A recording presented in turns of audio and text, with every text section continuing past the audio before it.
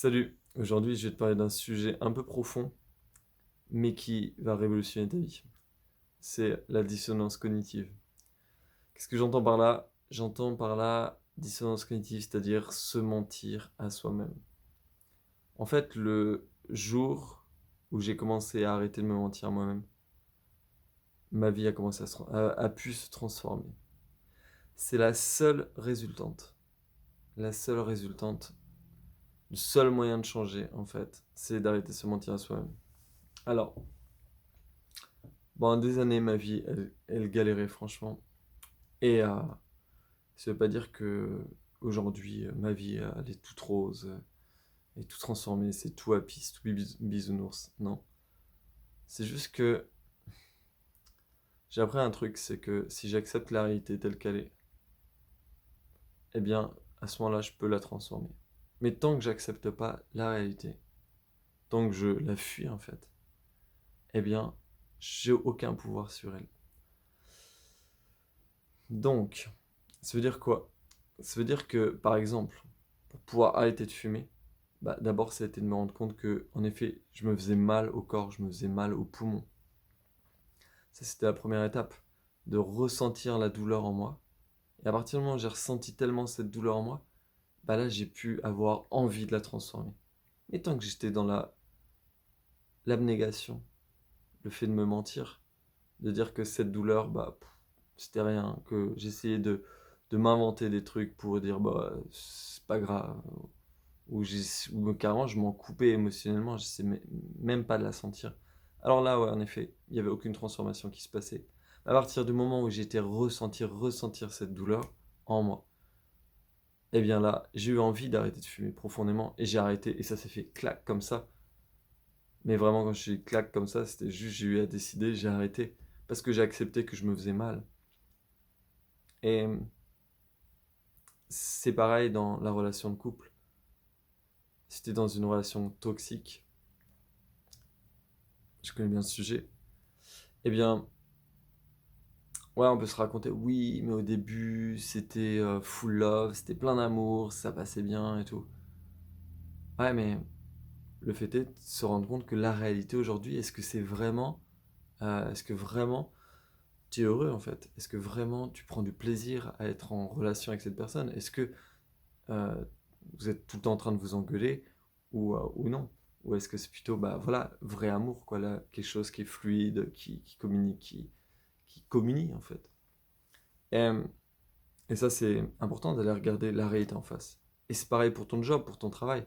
Est-ce que ton job, ton travail, c'est full love ou bien est-ce que c'est waouh, j'en peux plus, mais du coup, je vais fumer, mais du coup, je vais faire du shopping, mais du coup, je vais regarder Netflix le plus de fois possible chaque soir. Donc voilà, est-ce que t'écoutes vraiment la réalité qui est bah, je souffre, ça me fait souffrir. À partir de là, si tu commences à admettre ça, là le changement peut commencer.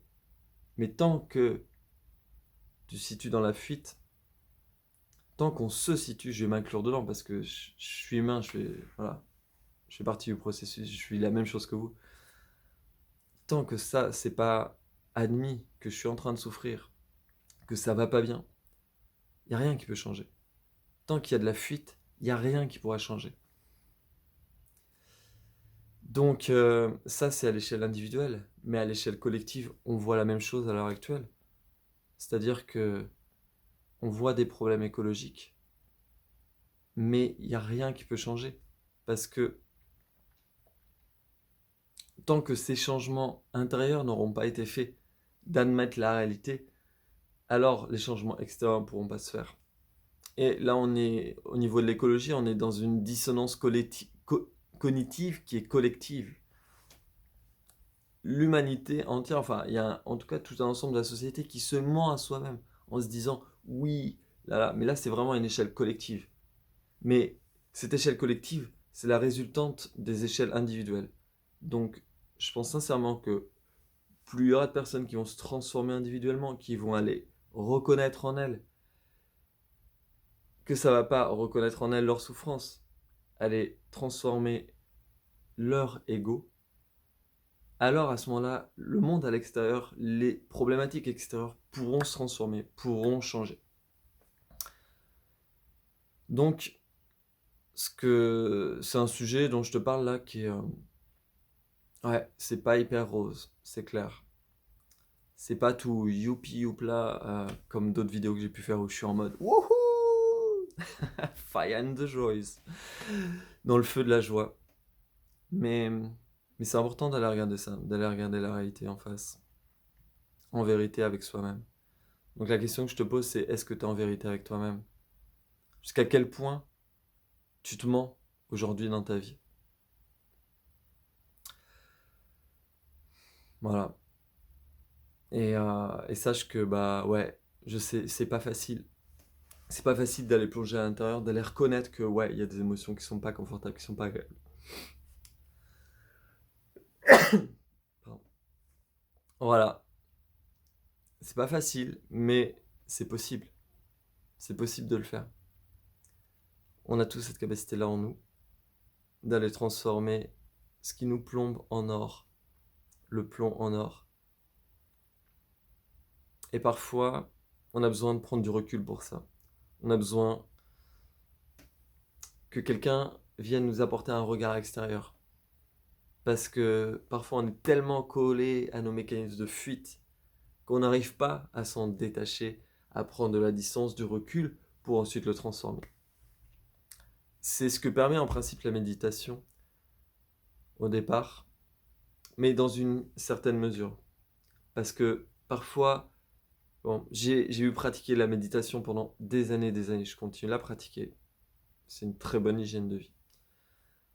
Mais parfois, c'est pas suffisant. C'est-à-dire que j'ai vu observer que ça m'a permis de prendre un certain recul par rapport à la réalité. Mais ce qui m'a permis de prendre encore plus de recul et d'agir sur mes schémas de fonctionnement, c'est de me faire accompagner. Ça a été d'aller en thérapie dans un premier temps, puis ensuite en coaching. Thérapie pour regarder les dossiers du passé, puis ensuite en coaching pour enclencher les processus de transformation, c'est-à-dire aller de l'avant, aller vers l'action et transformer ce qui est en moi bloqué vers l'action.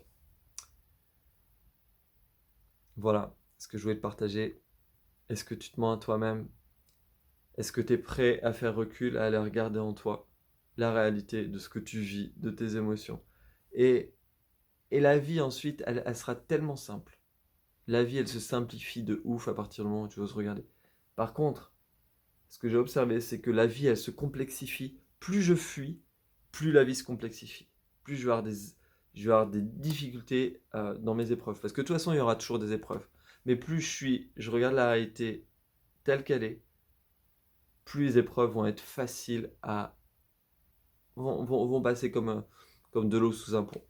Alors que si moi je regarde, plus je fuis la réalité, c'est comme si j'essayais de nager à contre-courant. Je vais faire un effort énorme sans suivre le flot de la rivière.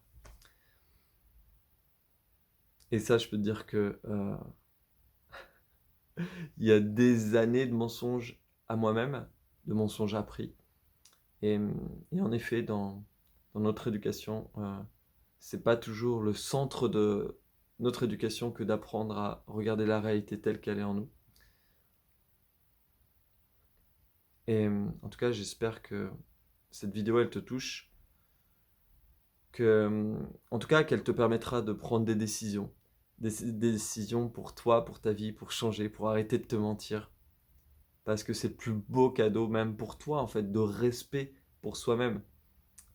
Arrêter de se mentir à soi-même, ça augmente l'estime de soi, la confiance en soi, naturellement. Plus je me mens à moi-même, plus je tourne dans... Tu vois, c'est un cercle vicieux, en fait. Un cercle vicieux où, du coup, mon estime va baisser, ma confiance va baisser. Et c'est comme une chute intérieure. Alors que plus je vais aller regarder la réalité, plus je vais dire oui à ça. Plus, du coup, je vais me faire confiance. Je vais faire confiance en mes ressentis, en ce que je ressens naturellement. Donc voilà, il y a deux possibilités. Soit se couper de soi-même, soit se relier à soi, aller regarder dans les profondeurs. En tout cas, je sais pas ce que tu as choisi, mais moi j'ai choisi. Ma vie, elle va vachement mieux comme ça. N'hésite pas à partager cette vidéo si voilà, tu penses qu'elle peut servir, aider à quelqu'un. Je te dis à très bientôt pour une prochaine vidéo. Ciao.